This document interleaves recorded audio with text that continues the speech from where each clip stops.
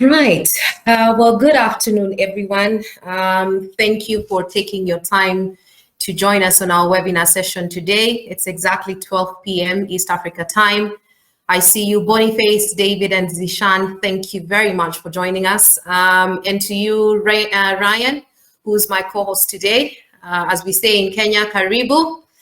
We will just kick off our session today with brief introductions into Hudeko Kenya. But before I do that, I'd just like to, some house cleaning matters in regards to your questions, comments or queries. We welcome you to share that with us using the chat box, which is on your far right screen. Please click on it and feel free to share with us any of your comments. We also have a question and answer tab on the bottom right of your screen. Please also feel free to share that, to share your questions through there. Just before we kick off, I'd like to confirm that you can all hear me loud and clear.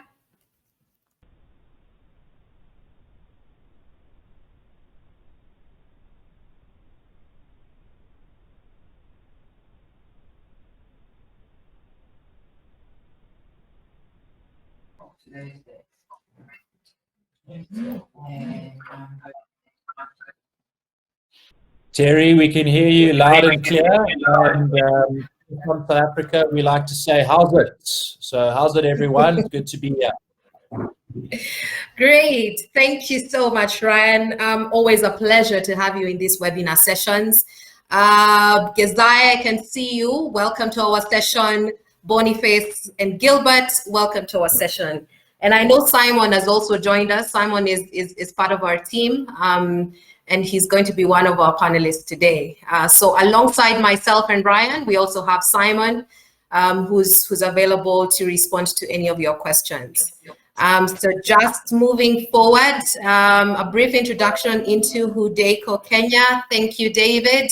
I'm just going to share my screen with you guys now. Please confirm that you can see it.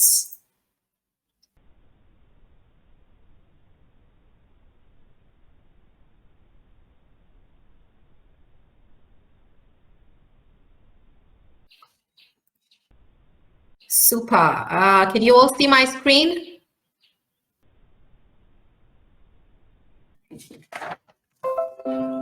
Fantastic. Thank you, Njoroge.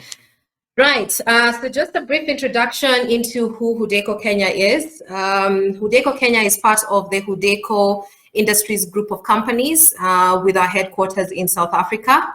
And we're a leading distributor of quality, innovative, integrated security, IP-enabled voice, video, and telecommunication solutions within East Africa and spanning into sub-Saharan Africa as well. We boast of 17 years of industry knowledge across our group, and together with our sister company, Miro from South Africa. And again, I'd just like to say thank you, Ryan, for joining us today. We believe that we are here to empower our partners to be able to connect communities. In addition to that, we do believe in imparting knowledge, and that's the reason why we have such webinar sessions like the one we're having today. Our focus for today's webinar session will be around understanding specific technology as far as building networks is concerned, and Ryan will be taking us through the Bitcoin product, and how we can be able to position that in our markets and for our customers. In addition to that, our focus is also around, really helping our customers to build value-added solutions. So it's not just about positioning a product, but it's really understanding the full ecosystem around how this product is supposed to work and what benefits it's supposed to give to our customers, and we therefore then, propose the right solutions for you. We partner with top international manufacturers to source solutions that meet your clients and specific needs. And these, solutions are also backed by our superior technical support team. We have a group and a team of engineers, as well as technical leads who help us and help our customers to be able to deliver the right solutions for you. So in terms of some of the solutions that we have, we've got a full array of solutions, ICT solutions end to end. And our focus, again, as I mentioned, is really on just building tailor-made solutions that would be able to address your needs. So, end to end, some of the solutions that we do provide basically cover the whole array, right from Wi-Fi all the way down to Internet of Things. Some of the brands that we've partnered up with include Ubiquiti, Cambium, Microtech, Grandstream from our communication, VoIP communication perspective, as well as Bitcom, that is able to provide us with both infrastructure and networking solutions. From a security perspective, we have partnered with technologies like Uniview, Access, and of course, Cambium on the CN Vision. So that's just a brief breakdown as to who we are and how we are positioned. We are very, very keen on supporting our customers and supporting our partners, and we've got a support team that's available to you to be able to help you address any issues or any challenges. I think at this point it's very important to also mention that the whole array of technologies that we proposition to you are technologies that have stood the test of time. They have been, from a legal compliance, we've sought the legal compliant measures from all the communication authorities in all the countries in which we are able to sell into. In addition to that, we also understand in these trying COVID times, all businesses are struggling to ensure that they are able to stand the test of time. So, understanding that, we do have financing options for our partners that allow you the flexibility to be able to pay for the products or solutions that you buy from us over a period of time. And we work very closely, to be able to offer this to you. So there is a vetting process that goes through. And once you're vetted, then we're able to give you credit terms. From a training perspective, we do have, Fridays is dedicated to our webinar sessions here in Kenya. And we have one webinar session that takes off at 10 a.m. and another one at 12 p.m. We urge you to please follow us on our LinkedIn page at Hudeco Kenya to keep abreast with information around technology as well as our webinar schedule. So at this point, I'd like to just hand over the session to Ryan, who will then, take us through, the activities for today. Thank you, everybody. And Ryan, over to you. Thank you very much, Terry. As I said, it's a pleasure to be with everyone today. It's nice to see that our webinar reach is growing and we're getting more and more people in our sessions. So I'd like to introduce myself. My name is Ryan Dunford. I am from South Africa, as was previously inclined. We are part of the same company, except our South African operation is a division of Hudeco known as Miro. But we're all one and the same. We all wear the same hats and we all sit at the same family table. So you guys are here today to learn about the fundamentals of fiber, building an FTTx network. Now, the reason why this is very exciting is because of the amount of opportunity around data capacity, because previously when it comes to ADSL, even fixed broadband, LTE, the ability to scale networks is limited by the transmission medium. And the best transmission medium out here today in our modern world that connects not just municipalities and countries, but continents is fiber optics. And that's what we're going to be investigating into today. And just to give you some background is that Hudeco in South Africa was approached by the WISP market. So the WISPs are called wireless internet service providers. So this is the business model that basically renders internet services over wireless infrastructure. So that's being fixed broadband. They approached us and said that because of the uptake around fiber and because everyone wanted fiber, I mean, that's the buzzword. I mean, whenever people used to get together, when we were actually able to gather in small groups, people would always be talking about their home internet connection and that they have fiber and that they're so impressed because they're able to do this, this, and this. So when it came down to the service providers, onboarding FTTx was a good strategic move because of capacity. Because when it comes down to a fiber cable, the technological advantage that fiber has is that the cable remains the same. All right, so if you're needing to upgrade your fiber line, you don't take out a fiber cable and put in fiber cable number 2 that's bigger.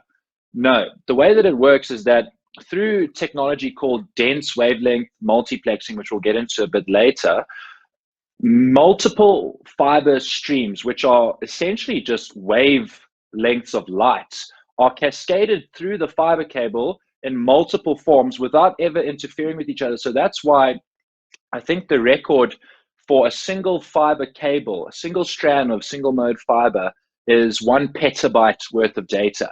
1 petabyte is 1,000,000 gigabits of data on a single fiber cable, and all of that is being transmitted underneath the water via CCOM cables, and that basically connects all of our continents together. Now, without any further ado, I'm going to begin my presentation, and we call it the fundamentals of fiber, because we're going to be giving a brief overview of fiber technology. And the best thing about this is that your journey does not end here.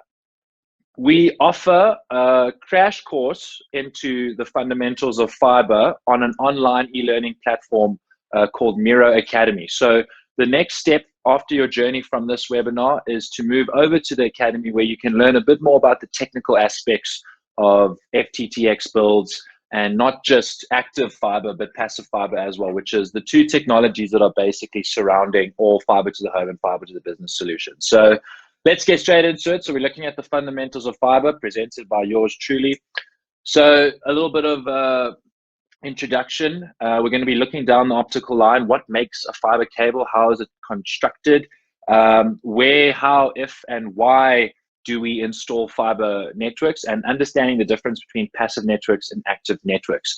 In our following sessions, what we will try and do is give you a bit more of a WISP perspective on fiber builds, specifically because, as you know, we are the supplier of fiber technologies. We are not the installers or integrators. So hopefully next session, what we can maybe try to do is do a little bit of a theory to practical run, and get one of our service providers to give you a bit more of a perspective on fiber builds and the transition from moving from a WISP into a fiber provider. All right, so we're looking at two to three major lessons. Two we'll cover today, and then the third lesson, due to demand, we will cover again in the coming weeks. But we are hosting free online BDCOM technical training on the 3rd of June. Now, I really want to motivate all of you to attend that, because it's a free Q&A session that is being hosted by a BDCOM engineer, lovely guy by the name of Roni. I've met him. He's an awesome guy, very well versed in BDCOM, which is the fiber brand that Hudayco has master partnership distribution rights for in East Africa. So when we look at the fundamentals of fiber, what are we talking about? Well, whenever we introduce something, it's always good to give a little bit of a background. So I'll take you through a bit of a history of fiber optics and where it comes from and who actually really pioneered fiber optics.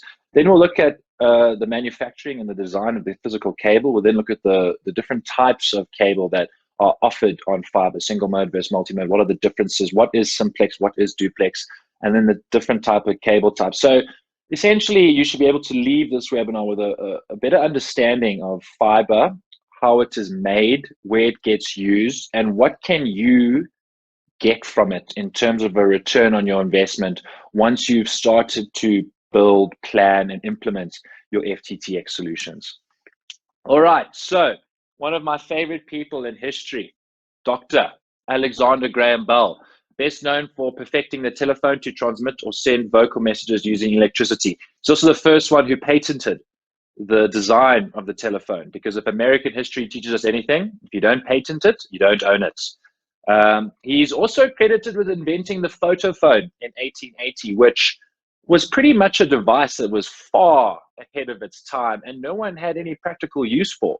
It was almost the same as when Apple brought out the Macintosh in the 80s with a sophisticated guided user interface that no one really needed or knew how to use. And it actually took society a couple of years, a few decades even, to really get to the place where they decided, okay, cool, we need this technology. And he was the one who pioneered it. And I'll show you a little bit about what the photophone was. But fun fact is that Alexander Graham Bell liked and adored the photophone so much is that he wanted to name his daughter after it. Can you imagine? Photophone Graham Bell. Poor girl would have had a tough high school. But thankfully, reason came into the equation, and he didn't do that. He then just banked it and waited until his designs could be used further on down our industrial roadmap. And he did open up a new age in communication technology. And this is him over here. As you can see, this is just generally what people looked like back in those days, with the strong beards and the short haircuts. So Dr. Alexander Graham Bell, ladies and gentlemen. For the sake of transmissions, I'm not going to try and share videos. Again, if you want a bit more of a technical deep dive into fiber optics, please let us know and we will direct you to the correct medium. But for now, we're giving a brief overview. And this, ladies and gentlemen, is the photo phone. Now, you might be thinking, how does this thing work? Now, it took me a while, but essentially what happens is that light is obviously harnessed from the sun, and it is then reflected via these mirrors into a modulator that then decodes, or sorry, rather encodes the voice transmission, being the wavelengths of voice, through light into a receiver that then decodes it so that the person can understand what's coming through the transmission.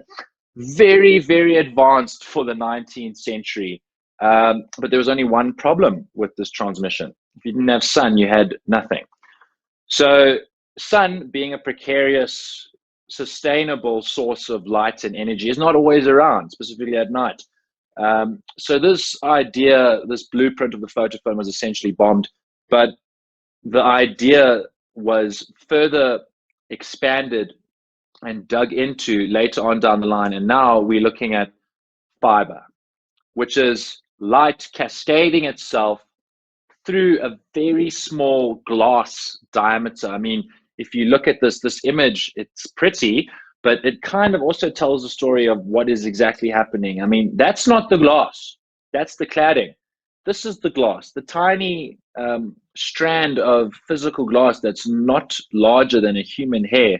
This is the transmission medium of gigabits worth of data that can be transferred over kilometers just because of laser technology.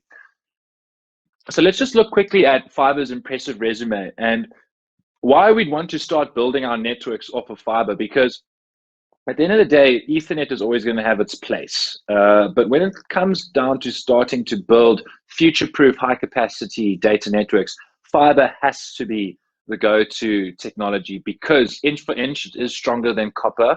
Because it is glass, it does not erode or rust. It carries light instead of electricity, so there's no copper in the ground, so it is not susceptible to theft. Currently, when I did this presentation, was about 2 years ago, there was 2 billion kilometers of fiber deployed worldwide, and it is the backbone of internet communication. Now, what do I mean by backbone of internet communication? Well, this is it. This is the World Wide Web. This is the internet. As you can see, it is literally just a series of interconnected nodes placed all around our globe, connected via fiber cable. And as you can see, we have our own data centers, and these are basically just the nodes in which service providers, integrators, hosted IT managers, or whoever wants to have access to the internet plugs into. So you can imagine that most of the world's largest companies have servers located near to these nodes, because these are the direct links into the World Wide Web. So the beautiful thing about the World Wide Web, guys, is that it's not stored anywhere. It's constantly being moved around. So you upload an emoji or you upload a selfie onto your social media pages. It doesn't get stored in a hard drive in Mali or the United States or Russia. It is constantly being moved between these nodes. And that is essentially how data transmission happens globally. It's a series of interconnected nodes, all transmitting data on an upload and download scale between continents on fiber optic cables.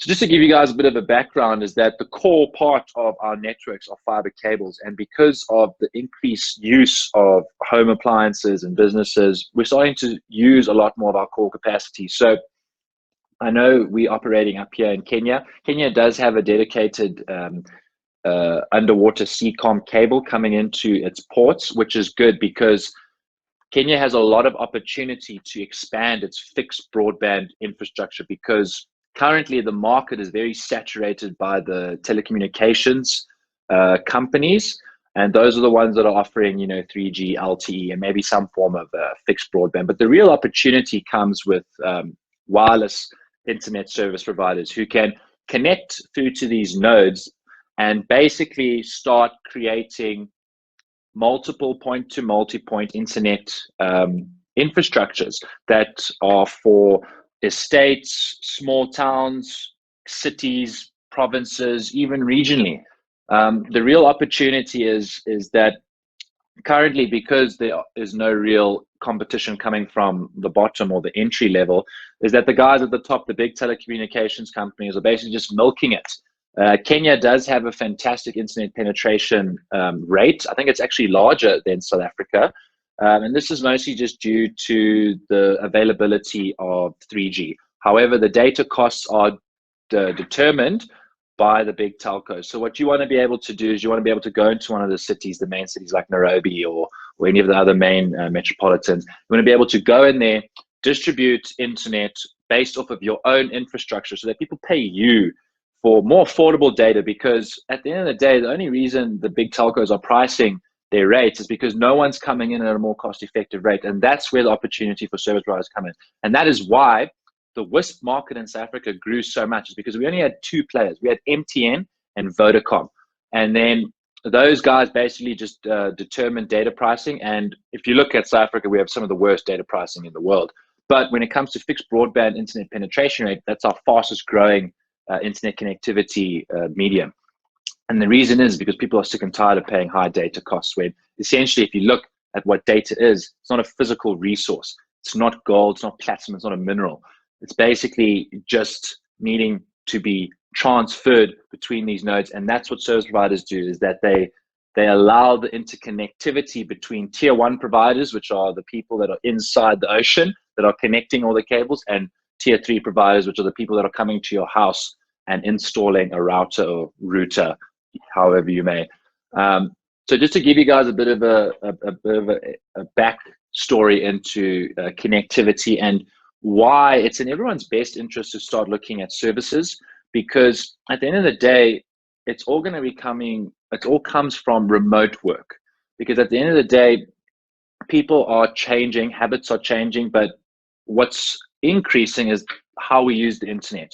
And if you can position yourself as a business that is rendering internet-like services, apart from just data, you can render telephony, voice, you can render security, you can render IoT, you can do software-defined networking, you can be a hosted provider. There's a lot of opportunity for telecommunications, specifically if you're in partnership with industry experts, Hudeco, because we have experience building companies and being with partners as they've grown and become really big players in our market.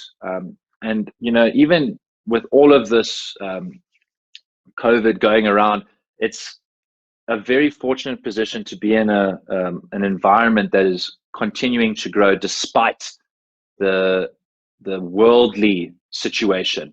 And that is currently where our companies are sitting, is that we're in a precarious position because we're actually benefiting from the increase in internet use, because now our partners, service providers, system integrators, are installing more. They have got more opportunities, and technologies like untangled software-defined networking, next generation firewalling, carrier grade mobile broadband, these are all technologies that Hudeco offers. And the reason why we back these technologies is because they work and our customers love them, and our customers continue to buy them from us even when our country is under lockdown. Now, what that shows us is that we've picked the right tools for this this building of broadband within our regional environments, whether it's Southern Africa, Eastern Africa, Western Africa. As long as you equip yourself to know what fundamentals are in our technology space, then you've got an opportunity to not just grow within Kenya or South Africa, you've got opportunity to expand across the whole of Africa. So at the end of the day, people need internet access. Businesses need software-defined networking. People need firewalls. People need voice. People need security. And as long as you position yourself correctly behind these technologies, then you will absorb all of the increase in activity that we've seen over the past few weeks. So this is a video about cable manufacturing. It's a nice to know. It's not the greatest, but let me just explain how fiber cable is designed. So as you can see, there's three main components towards a fiber cable. You've got your core, which is what I said is the glass. You then have the cladding, which is the coating around the specific core. And then you have your outer coating, which is the protective shield around the cladding and the core. And as you can see, here's a nice little design. So that's basically where your light is transmitted. It cascades itself through this light using technology called total internal reflection. Now, when we start looking at single mode fiber optics, we're starting to look at different types of light sources. So when you, or if you've had experience with fiber optics, you might have heard a little bit of terminology around single mode and multi-mode fiber. Now, again, those conversations were starting to happen when the technology was being introduced. The technology has now evolved quite substantially, but we do find it important to cover these fundamentals because these technologies still get used, even if they're not the best of breed in terms of the use behind it, they can still be used. So when it comes down to the type of light source that fiber uses, you get lasers and you get LEDs. So if anyone's ever used a laser and an LED next to each other, you'll be able to tell the main difference between the two. One uses a coherent light source, which is a lot more direct, it can travel greater distances.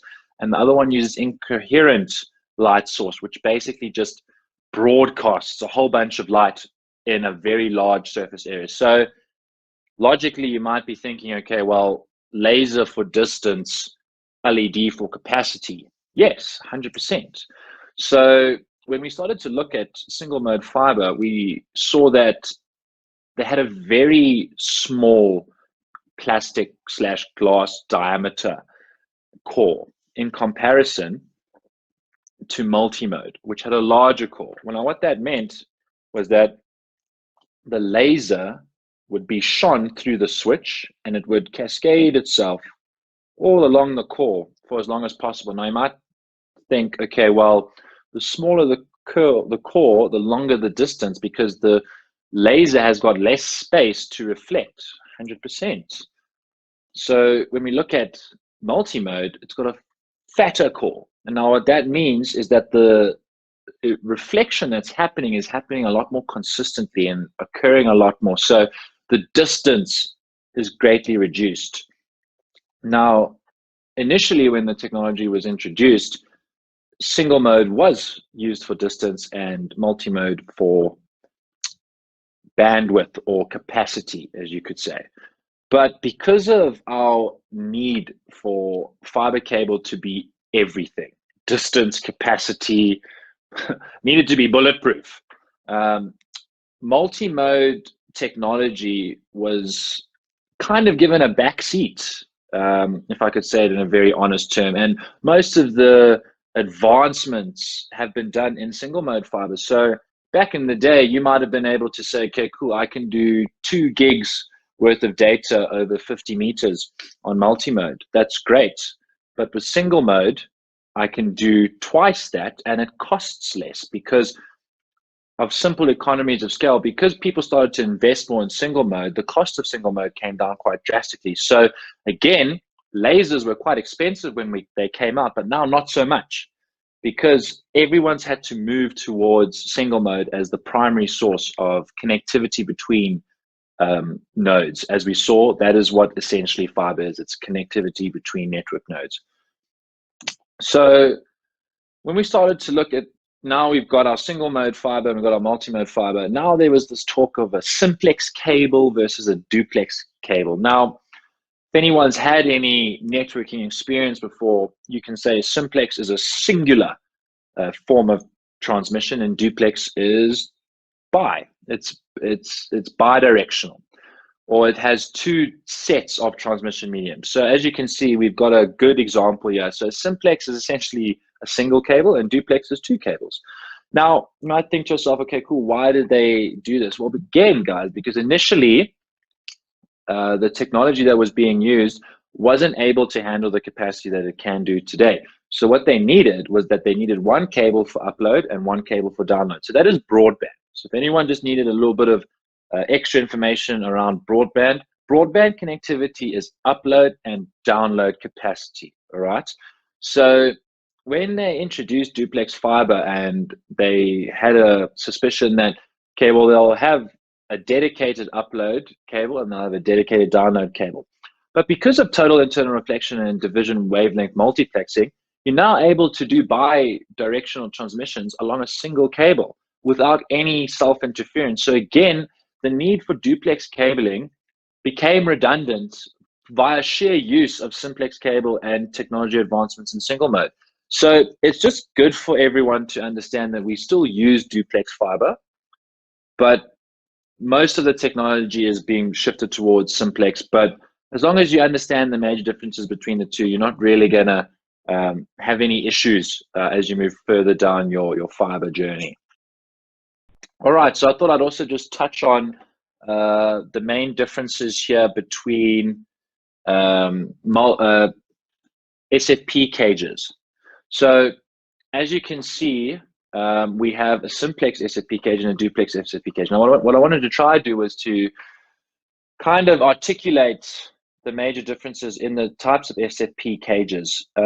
So an SFP cage enables a switch to send shuttles of lights at incredible rates, which is essentially the data. So the shutters going on and off at an incredible amount of time, and that's what an SFP cage does. So most, if not all, fiber switches, whether you're using an active switch or a passive switch, will require some form of SFP cage. Now, not all SFP cages work on the same device. Now, it depends on the wavelength, depends on the light wavelength, because wavelengths are transmitted at different rates. But most of them are fixed, but when it comes down to passive, they use different wavelengths. So it's just good to know so that you know what type of SFP cage you're buying. But as you can see, the major differences, duplex has 2, and then simplex had 1.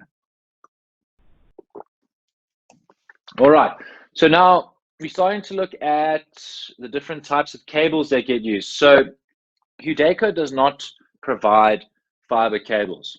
Now, the reason for this is that they just take up a lot of space. And there are companies that import fiber cable, and that is their bread and butter. So we thought it would be best to rather focus on the technology, keep very good stock of the active components, being the switches, the ONUs, the SFP cages, and then rather outsource the cabling to an actual fiber cable provider because of the amount of cable that is needed on hand all the time. And as you'll see, there's different types of cable. But just to give you a brief overview, the different types of cable are, so you could say that you start with a zip cord cable. So as discussed, this is a duplex cable. And as you can see, here's your glass core, and then you've got the cladding and the coating around it and all of these strength members that basically just protect it. And then you have a jacket that keeps out the moisture and the dust. You then put a whole bunch of zip cord cables into a distribution cable, which essentially is just multiple zip cord cables all situated together on a single cable that then has a single jacket around it. A breakout cable is multiple distribution cables. So as you can see, the capacity for fiber is enormous, and it takes up very small amounts of space. And that's why we see it on our telephone lines, and it goes in the ground, because once it's in the ground, you're not going to have to go back unless there's a cable break. And that's when different technologies, OTDR machines come in that help you trace the break in your fiber cable. But you don't want your fiber cable to break, because finding it's going to be a bit of a mission. So rather make sure that your cable's protected, and you need to know where and how you're going to be using your cable. So this is an indoor cable infrastructure. If we start looking at the outdoor cable, we start looking at military grade cable. Specifically, if we start looking at the ribbon and the armored cable, as you can see, it's basically built for Armageddon. But ultimately, your cable outdoors is susceptible to not just the heat, but also rats that come and chew on cables just because they're interested. I mean, there's incidences of sharks attacking fiber cable because of the EMS signals being emitted from the fiber. But I think the best protective measure we can back is that there's no copper involved here. So it kind of minimizes or mitigates the crime that can happen around cabling, because I don't know about you guys in Kenya, but our copper is quite susceptible to people stealing it. So when it comes down to outdoor fiber cable, it's more about the protective measure against variables like sun and hail and a whole bunch of environmental variables that can come in. So when you are looking at your different cables, just be sure to know, okay, I have to take this much cable from an outdoors perspective, so I'm going to need to buy a specific amount of outdoor cable, but there's no one type of cable fits all. And if you go in with that methodology, you're going to end up with a few cable breaks, and nothing's worse for your reputation as a service provider to have downtime. It could lead to not just a loss of revenue, but a loss of reputation as well. And it is as easy as 5 seconds to move over service providers. So when it comes to network builds, you have to make sure that you've done it properly so that you don't have any issues, so that your customers are happy all the time, so that they tell their friends about how happy they are with you, so that their friends sign up with you. Whereas the exact opposite happens if there's downtime. They then tell their friends how awful you are, and then their friends never register with you. So service is of a immense importance. And you always have to just think about yourself as a home user. If your internet goes down, you're pretty upset because it disrupts your way of living, whether you're having a conversation with your grandma, or you're speaking to someone from work, or you're speaking to your kids, they're trying to learn, trying to do some at-home learning online. There's a lot of reasons why you don't want your internet to go down. And as soon as your internet goes down, your patience falls with it as well. So when it comes down to building networks, build them properly, and you won't have any issues like that. All right. So when we start to look at building the actual cable, there's going to be many moments where we're going to have to splice. Now, a splice is essentially the joining of two cables together that can allow for them to become one cable. Now, the benefit in this is obviously more related towards passive optical networking that uses a point-to-multipoint infrastructure. But when it comes down to splicing, there are two main ways to splice. Well, there's a right way and there's a wrong way. The wrong way to splice is a mechanical splice. Basically uses a conductive gel to bridge the two cables together. Now, let me tell you why that is not the right way of doing it, because your three biggest enemies in fiber deployments are loss. And now what loss is that from the moment the light source leaves the SFP cage, it starts to deteriorate. It's the same if you take a torch and you shine it outside your house at night. The further away, the more diminishing it goes, because it's running away from its light source. So now what starts to happen is that you need to join cable, use a mechanical splice. There's no clear fusion between the cables. So the light's coming through and it's hitting the gel. You're going to lose about 30% of your data. You're losing 30% of your money because of a splice between two cables. Now, that is probably the worst thing that you can do in terms of investing, because you've bought this network, you installing it, but you've already lost 30% of your capacity, or 30% that you can actually generate revenue from. You've lost that just because of a mechanical splice, which is an easier way of splicing. It's also the cheapest way of splicing, but easier and cheap does not always mean best. And I think mechanical splicing versus fusion splicing really is quite paramount when we talk about a right way of splicing and a wrong way of splicing. It all comes down to you, to your network. But from our perspective, we've seen personally that fusion splicing, as much as it costs, we've also seen that there's a bit of camaraderie between the community. And if you can rather find someone as a fusion splicer, because they're quite expensive, but if you're getting into a build, rather ask around, see if anyone knows someone who knows someone that can lend you one or rent you one. Because if you decide to use mechanical splicing, you're just going to create headaches for yourself later on down the line. But if you maybe rent a fusion splicer, you can be in and out within a few weeks, and have that return, maybe have a few bit of cash deposited for it, but then ultimately your network's going to be running at full capacity. So just to touch on that lastly, so the biggest enemy is loss. And how do you incur loss? Well, it's the loss that happens from the light leaving its source. There's the loss in splice, and then there's the loss in connector.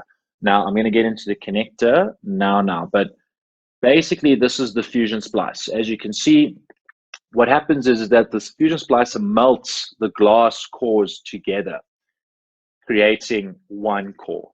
So that's why the ability to have the light leak out is far less, because now it's actually melted into one cable, and this fusion splice does it in a very accurate way, so that literally 2 glass becomes 1 glass. And that's why you'd want to rather invest in a fusion splice, because you get more return on your cable. All right, so now one of my favorite topics are connectors, because there is still a lot of confusion around connectors, because you get SC, LC, UPC, APC, and we're going to spend a little bit of time just chatting about the major differences between the two. So I once made the mistake of calling an LC connector a little connector at a internet conference. I got shunned so badly. I got the dirtiest looks in the whole world, because you do not call it a little connector. You call it a lucent connector. But if you look at it, it's little. It's little compared to the SC connector, which is a standard connector. But don't call it a little connector unless you're not worried about people coming and throwing eggs at your house. But these are the major 2 types of connectors. So when you start looking at LC, you're looking at the connectors that connect to your SFP cages. So a lot of the time an LC connector goes into an SFP cage, whereas an SC connector goes into an ONU directly. Now, that's when the type of polished head becomes important. So you can have an LC UPC connector, and you can have an LC APC connector. You might be thinking, what on earth is he talking about? So this is UPC versus APC. Okay, now, so when it comes down to it, the major differences are just the polishing of the head. So this is when you are putting a connector in. So this is, again, another very important part of a fiber build, because you are connecting your fiber cable into your device, and you don't want to mess that up, because you're at the last run. You know, you're on the last mile, as we like to say. So when it starts coming to UPC, I know I've said your PC, but it is UPC, ultra physical contact versus angled physical contact. As you can see, what happens is, now the reason why we get so tedious about the connector heads is because light is being sent from its source. So it is coming along the fiber cable, and then it's hitting a connector, and it's going to reflect back, because it's light. Light reflects off of most things. So what happens is that the light comes in, and then a UPC head, as you can see, is polished flatly. So what will happen is that the light will come back, and it will direct itself straight into the source. Now that's fine if your light source is 20 k's away, which most of the time it is because of PON. But if your light source is 10 meters away, you're going to be shining. If anyone's ever been into a mirror and shined a torch at their eyes, that's essentially what's happening, is that you are reflecting the light source straight back into your own optic. And that's what the light source is. It's an optic. So you are self-interfering, essentially. So on longer distances, it's fine because the light source is further away. But when it comes to closer distances, you maybe want to start looking at APC, or an angled physical contact, because it takes the light source and it reflects it at an 8-degree angle. And what that means is that the light then does not shine straight back into the optic eye. It then cascades itself back through the glass without interfering. So just to summarize that, you can say APCs for shorter distances and UPCs for longer distances, just when it comes down to ordering and things like that. All right, so now we're getting on to the fun stuff. We're looking at the 2 types of fiber connections. We're looking at an active fiber network and we're looking at a passive fiber network. And this is probably the most important part of the webinar. So when we start looking at the actual devices that get used, we need to look at the build. So when you're building an FTTx network, it's always best to work from the back up. So you want to find out first, how many subscribers, what's the maximum distance, where's the nearest point of presence. You basically want to gather as much information as possible so that you understand what requirements are needed, because there's a big difference between active and passive. It's not that one is newer or better than the other. They've just got their different zones in which they are the best. So when we're starting to look at building active networks and we're looking at a home type of build, we're looking at having multiple homes scattered around an estate or, you know, an urban area. And the old way of connecting was per port, per house. Now, what that means is that, let's say you have 400 homes in an estate. Well, on an active network, you would then need 400 routers, each with an SFP cage. So you need 400 routers plus 400 SFP modules, plus 400 variable lengths of cable. Plus you'd need switches that have 400 ports on them. So essentially you would need 4 times or 10 times 48 port switches. And what that would help is then obviously you now have enough capacity to service 400 homes. Now, for the fiber provider, wow, that's a lot of investment. You're basically paying just as much to have everyone build. You're actually paying a lot more to connect everyone than it's going to take for them to pay you back. So that's why PON became very appealing to not just wireless internet service providers, but just fiber integrators, because of the ability to decrease the materials in the fiber build. So when we start looking at passive optical networking, and we're using the exact same example of the 400 homes, you do now not need 400 SFP modules. You might need 400 ONUs because there is going to need to be a device at everyone's home that terminates the fiber, but ONUs use SC connectors. Okay, now if you remember what we said about SC connectors is that they do not require an SFP cage. So the fiber cable would go straight into the ONU. So now you're already 400 SFP cages down. Now remember, customers not paying for the SFP cage. You're paying for the SFP cage because of the SFP cage, you're allowing to connect the customers. So you're going to either have to increase your pricing, or it's going to take a lot longer for them to, well, for you to get your return on your investment because of the additional components in your material build. So immediately you're saving $400. So even if these guys are all paying the same amount, you're now got lower overheads. So again, you're a bit closer to getting a return. But now what starts to happen, if you look at the build, is that we do now not need to have 400 cables of variable length going back to the switch. Now we just need 400 variable cables, but that are located towards a splitter. Because what happens in PON is that the light gets shone via the switch, it then hits a splitter. But because it's a light source, the splitter just redirects the light through to the available endpoints. So this is actually a passive device. What a passive device means is that it requires no power. So again, you're saving yourself not just cash, but also risk. Because if you look at our other example of a roadside FTTx build, you could have one 10 gig link coming in from your core switch into a field switch, but then again, you're in the same position where you're going to need 10 48 port switches to service 400 homes. So now your risk is in the field, and I do not want to put 10 48 port switches in the field, no matter how good my cabinet is. That's way too risky for me.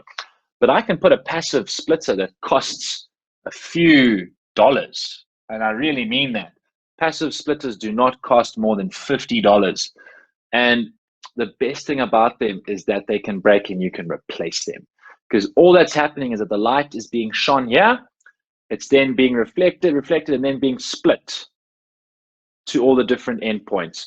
So again, now you've saved yourself hugely on your components, cable, SFP cages, astronomically. I mean, even you don't need a cabinet to put a splitter in. That's when you see those dome joints and termination boxes and everything. But the real magic starts to happen around the OLT because of passive splitting.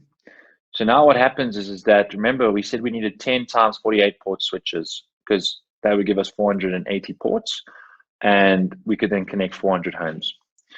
With PON, you basically split each port. And there's two different types of PON technologies. There's EPON and there's GPON. Most of FTTH around the world globally has been built off of GPON, but EPON scales slightly lower. It's at a lower cost and it does just as good. So what happens is that because of the technology, each port can do 64 homes or 128 homes. I'll repeat that again. Each port can now do 64 homes on EPON and 128 homes on GPON. Now, what that means, if you think about it, you will essentially just need a 4-port GPON switch, because per port you get 128 times 4, that's well over 400. It's even in the 500 range. And now you're not needing to add any more switches. So you're putting one switch. So instead of 10, putting one. So that's already saving you a massive amount of investment, and you're still delivering the solution. Can you not see? So PON is a lighter, leaner method of building an FTTx network, because at the end of the day, the uplink's coming in, that's 10 gigs, that's coming in, that we can't change.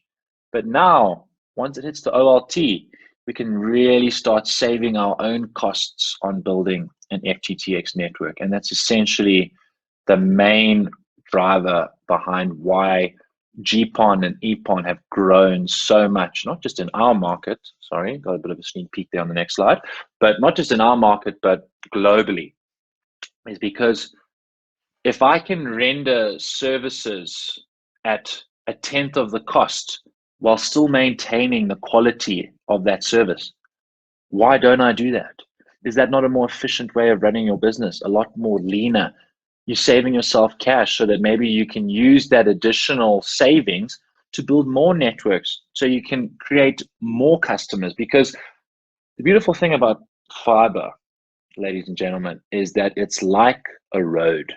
Once it's built, people just start using it.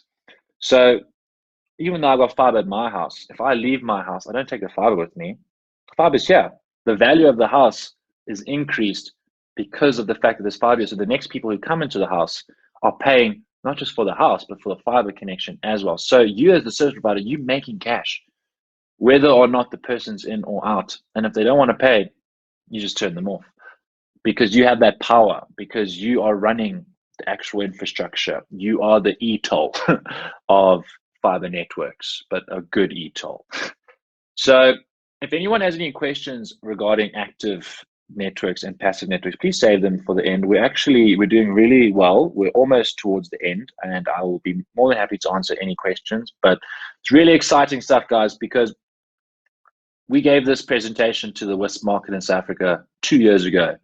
And since then, BDCom has grown into an A brand for us, where we're flying it in and buying stock at an incredible rate. Our BDCom is extremely impressed with us because we've managed to position the brand exactly to where it needs to be, to the right customers. And I hope that everyone on the webinar today can start to see the opportunity around fiber networks. So the next slide, again, is just to give you an example of what currently started to happen in South Africa. So there wasn't much fiber in the ground in 2010, 2011. Then a company came in, and a homeowners association in Parktown or Parkhurst, it's a suburb in Johannesburg. They basically enlisted a whole bunch of people, over 2,000 homes, and they requested fiber. And this company, a small company called Vumatel, came in and started laying the fiber. And wow, word just started to spread. And these little pink dots, this is basically the start of their network build.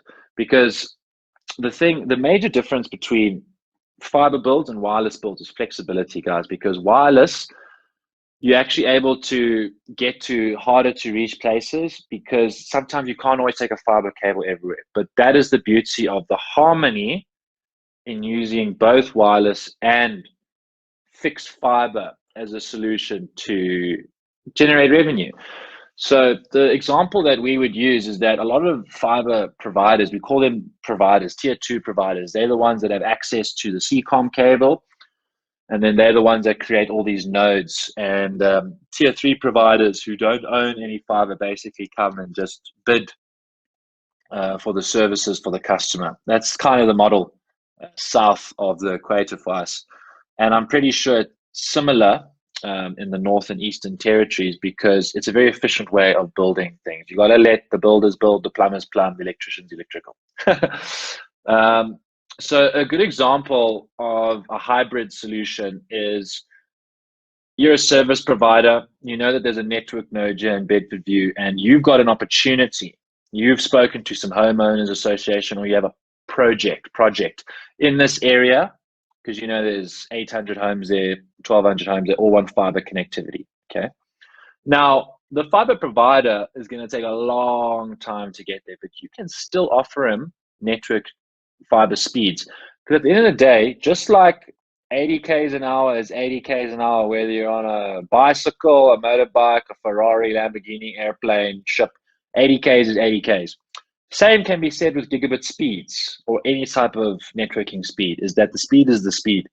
So at the end of the day, if the customers can still get the required speeds, a form of hybrid solution is still a great way of reaching those customers.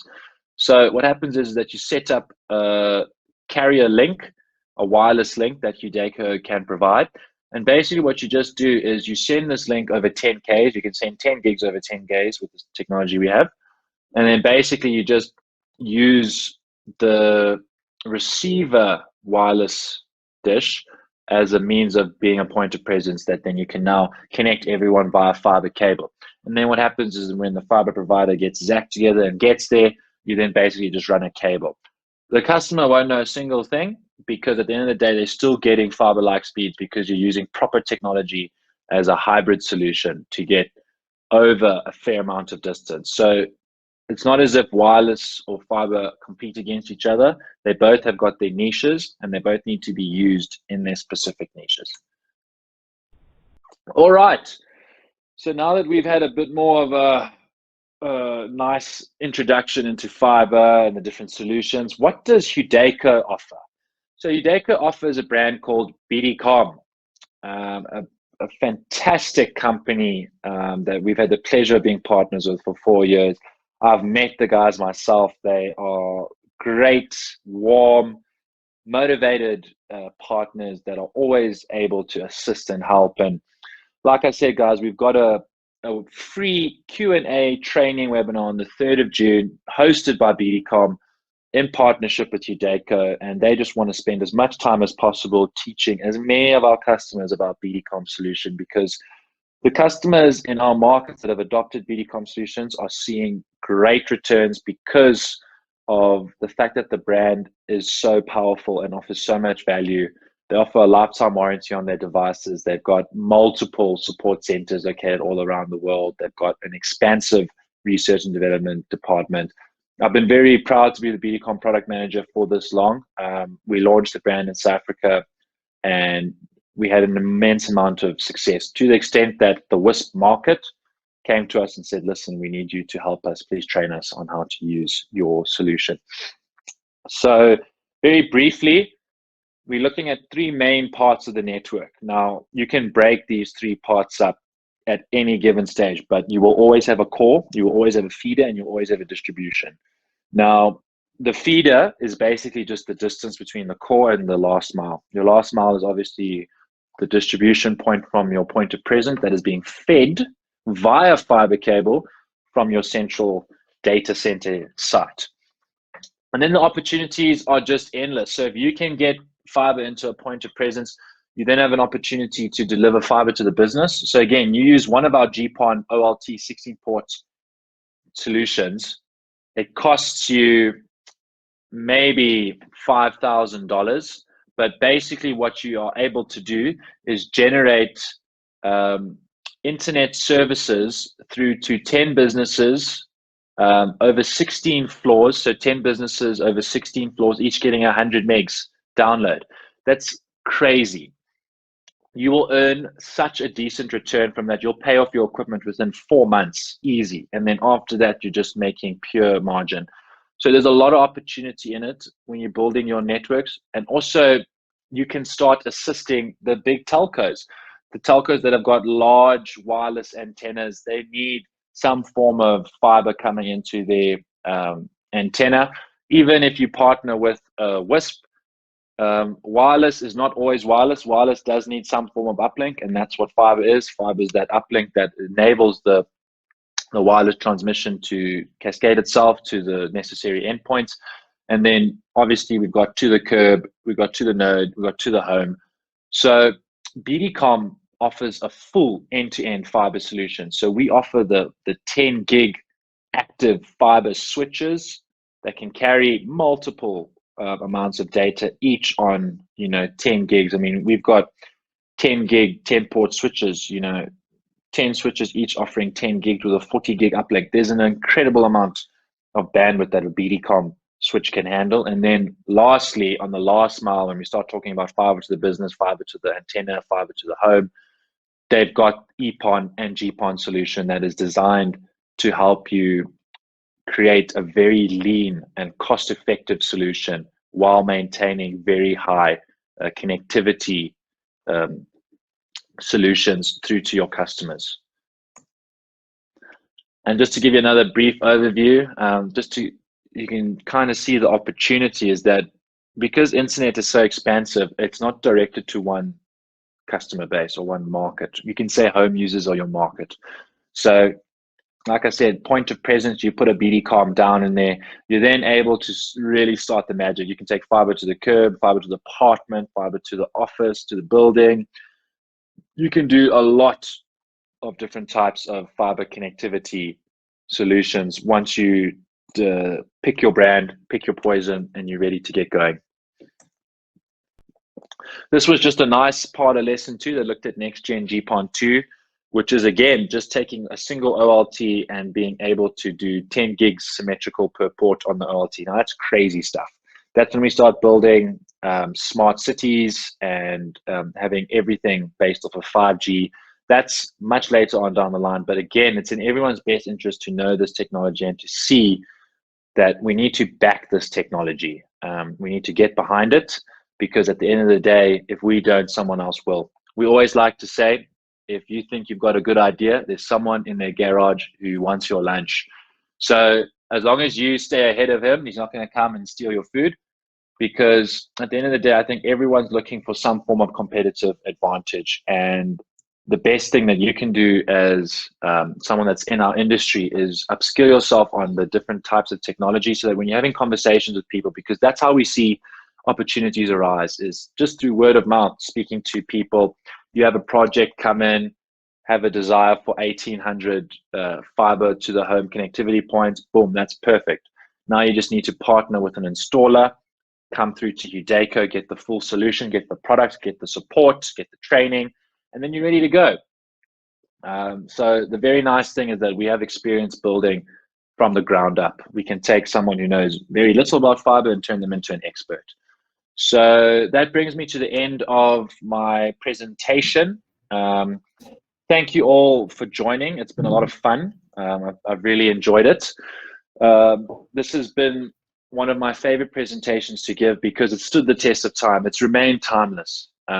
Simplex duplex hasn't changed. The connectors haven't changed. The capacity has sure improved, but the technology is still robust. The technology is still relevant.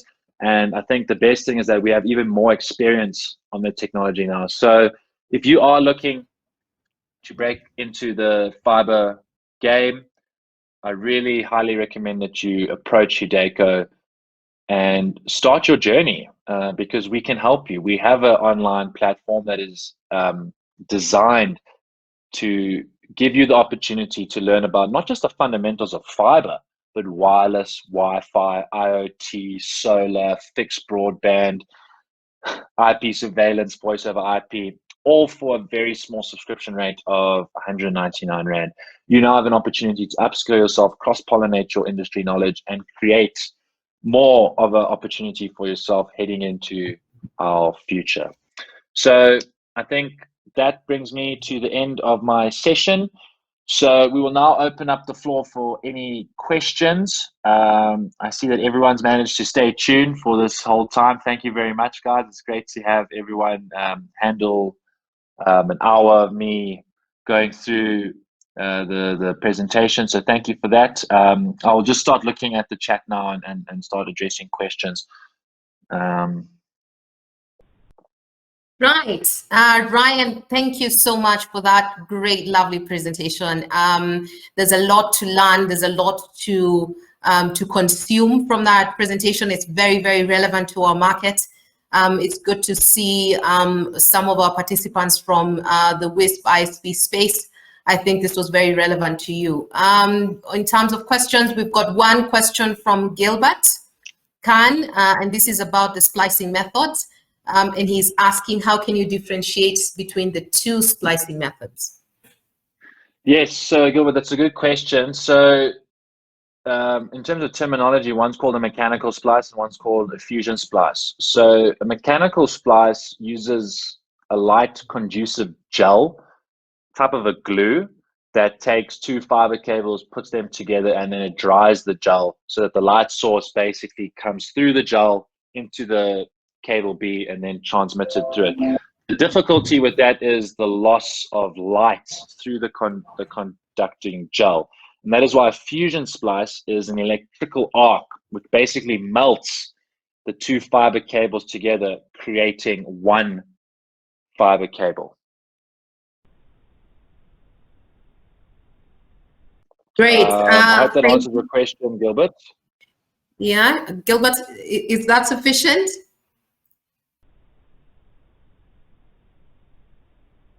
Right, as we're waiting for Bonifate asks. Yes. Yeah, I see someone's asking if we're going to get the training presentation. We can make the presentation available, but like I said, we've got a lot to look forward to. I mean, we've got the BDCom training on the 3rd of June. So I think that's the next best thing for everyone, is to move towards that. But yeah, we can make the presentation available. Just to add on to that, our YouTube channel will soon be going live.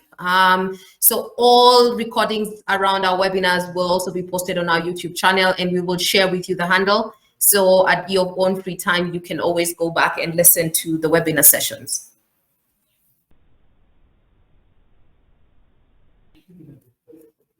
Ryan, you've got a question from David.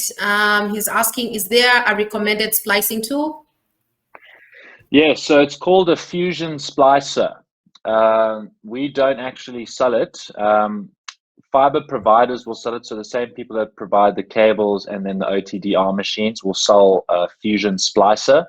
They are quite costly. It's not petty cash that's going to be used to purchase those devices. So that's why, especially if you're getting into a new build, if you know someone who knows someone that you can maybe rent it from or borrow, it's better to check it out, understand that otherwise you're going to have to buy one from someone, and that can be quite expensive. But again, it's an investment that you want to make. It's almost like buying a car or something that you're going to use. It's an asset, and you are going to be generating some form of cash from it. So it all depends on what your journey is looking like in fiber.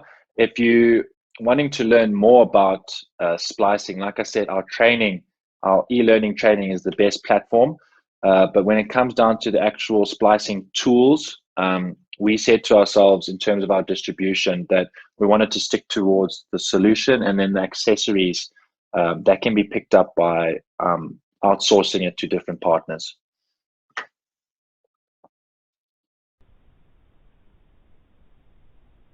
Right. David also has another question. He says, I have attended a splicing class and it was quite expensive. Is there a class like this, and how much? So, David, we don't have a physical splicing class where we have a webinar that is currently being developed. So our specific training looks at the actual hardware that we sell. So the OLTs, the ONUs, configurations, the triple play services, everything that's used to get internet from one node to another, we focus on that.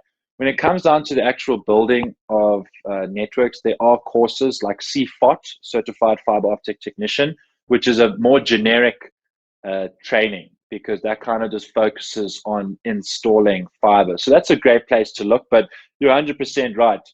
Splicing class is expensive. A splicer is expensive. So rather try and get as much information around as possible, and then you can know, okay, now that I've got all this other information, now I can invest in a splicing class, because you're going to have to do it. Otherwise, you're going to have to hire someone to splice for you, which is another thing that you could do. If you don't know how to splice, hire someone who does know how to splice and bring them onto your team. But there's no getting around splicing. It's going to have to happen.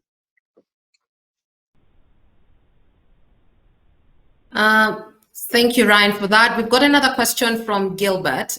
Which is the best software for management and billing? So that's a good question, Gilbert. So we offer a billing software called Splinx. Now, Splinx is a billing software that's used for ISPs, and it runs over your layer 2 network. Now, when it comes down to an NMS, BDCom has their own network management software, and that's what the training on the 3rd of June is going to cover. Is, okay, now that we understand how to configure and deploy our fiber networks, how do we manage, maintain, and keep our uptime on our network? And BDCom, like I said, it's a full end-to-end fiber networking brand, not just offering the components, but the management software as well.